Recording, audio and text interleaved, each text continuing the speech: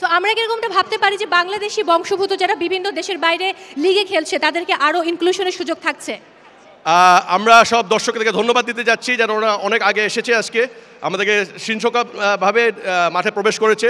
এই মুহূর্তে আমন্ত্রণ জানাতে চাই অবশ্যই কম্পিটিশন কমিটির চেয়ারম্যান এমডি গোলাম গাউস এবং সেই সাথে আমন্ত্রণ জানাবো Mohammad Iqbal Hossain, member competition committee deputy chairman, এবং সেই সাথে একই সাথে তাজওয়ার আওয়াল কম্পিটিশন কমিটি ডেপুটি চেয়ারম্যান কথা বলতে চাই তাদের সঙ্গে।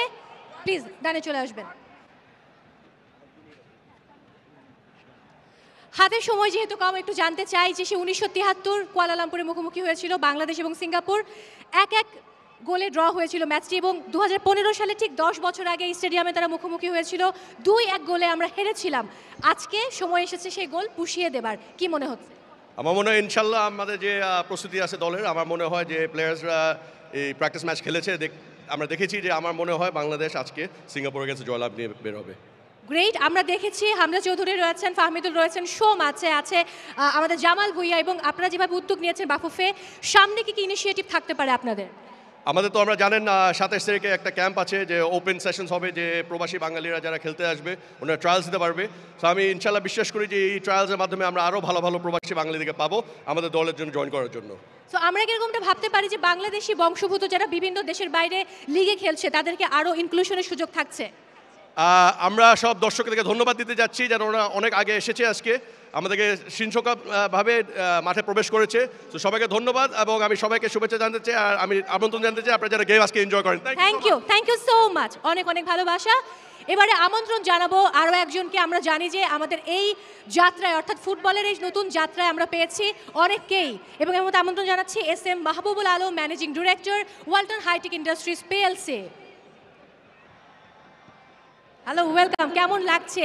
উপচে পড়া ভিড়, গ্যালারি ভর্তি দর্শক, এবং আমরা আশায় রয়েছি একটি জয়ের, কি মনে হয়? আবারও বলছি, উপচে পড়া ভিড় গ্যালারিতে, আমরা আশায় রয়েছি যে আজকে আমরা জয়লাভ করবো, এবং ওয়ালটনকে আমরা সবসময় দেখি বাংলাদেশের যে কোনো খেলাধুলায় পাশে থাকতে। কেন আসলে খেলাধুলার সঙ্গে আপনারা সবসময় সম্পৃক্ত থাকেন? ধন্যবাদ আপনাকে। আসলে ওয়ালটন এর শুরু থেকেই ক্রিয়া বান্ধব একটা প্রতিষ্ঠান। ওয়ালটন ইলেকট্রনিক সেক্টরে পায়োনিয়ার। এই পায়োনিয়ারকে এদেশের মানুষই জায়ান্ট বা সুপার ফ্যাক্টরি করেছে। এদেশের মানুষের অনেক চাহিদা, অনেক দাবি আমাদের কাছে আছে, কারণ এই দেশের সাধারণ মানুষের অর্থেই আমরা এত বড় হয়েছি। আমরা সবসময় ফোকাস করি দেশের আমাদের ক্রেতা, আমাদের ভোক্তারা কি পছন্দ করে। দেশে সুস্থ বিনোদনের সবচেয়ে বড় মাধ্যম, বা বিশ্বে যেখানেই বলেন না কেন, এই স্পোর্টস, যে কোনো ধরনের স্পোর্টসের সাথেই আমরা থাকি। শুধু ক্রিকেট নয়, ফুটবল নয়, বা যে কোনো ধরনের বড় ইভেন্টই নয়, আমরা দেশীয় ছোট বড় সব ধরনের ইভেন্টের সাথেই থাকি, যেগুলো অনেকেই হয়তো অতটা আগ্রহ দেখায় না।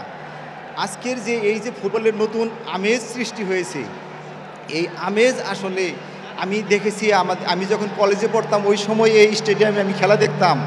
আজকে সেই ফিলিংস আমি ফিরে পাচ্ছি।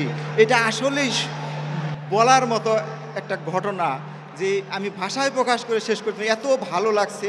আমরা মনে করছি এই ফুটবল আবার আগের জায়গায় ফিরে যাবে, একদিন বিশ্ব আসরে হয়তো তারা জায়গা করে নিবে, একদিন বিশ্বকাপও হয়তো ঘরে চলে আসতে পারে। নিশ্চয়ই, এই বিশ্বাস আমরাও করি। অনেক অনেক ধন্যবাদ আপনাকে, অনেক ভালো থাকবেন, শুভকামনা। আমরা কথা বাড়াতে চাই না, চলে যেতে চাই ব্রেকে। ব্রেক থেকে ফিরে এসে থাকছে আমাদের সেই স্বপ্নের খেলা। দেখা যাক কি হয়। নিশ্চয়ই আমাদের মন শীতল হবে, জয়লাভ করবো আমরা। Hope for the best.